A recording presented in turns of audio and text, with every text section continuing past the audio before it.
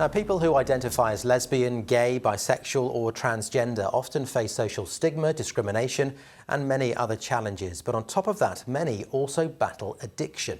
Yes, the crime survey for England and Wales found drug use among gay, lesbian and bisexual men is 3 times higher than that for straight men.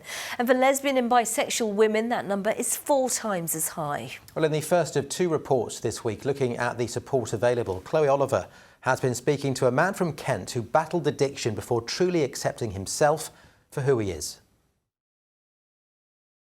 It took over every waking moment of my day was thinking about where my next drink was coming from. For 3 decades, Darren from Kent struggled to come to terms with his sexuality.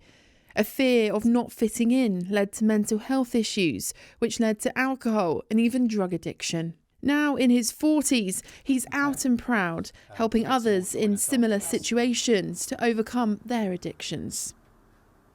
One time in hospital about 6-7 years ago, I was in a really bad place mentally, and I was on a drip because of my alcohol withdrawals, and the nurse asked me if I had a girlfriend come to visit. I explained no, that I was gay, and she told me to go to the chapel to pray.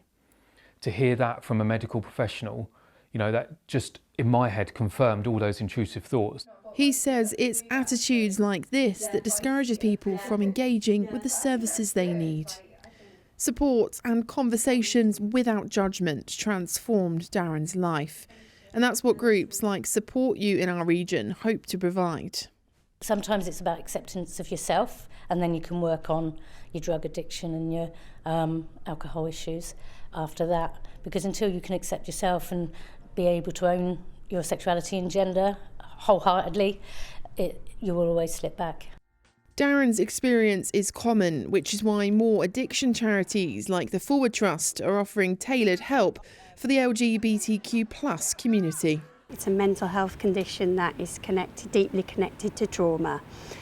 And sadly in the LGBTQ community, experience of discrimination, people much more common than you think, about people worrying about coming out to family, to friends, to communities. That trauma's deeply associated with what happens next, potentially using substances or behaviours to deal with that trauma. And sadly people finding themselves in the same situation as Darren. I would say to that person, that young person at school, myself, and to young kids at school now, it is okay to be who you are. There's no shame or guilt. Nobody can change who you are. Seek support from whoever you can seek support from. Confide in somebody. It's always important to have somebody to confide in. But I would tell my younger self, it will be okay in the end.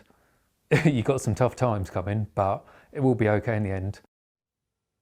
Some good advice in Chloe Oliver's report there. And in tomorrow night's programme, we'll be telling you about a new support helpline for members of the LGBT community and how it's already much in demand.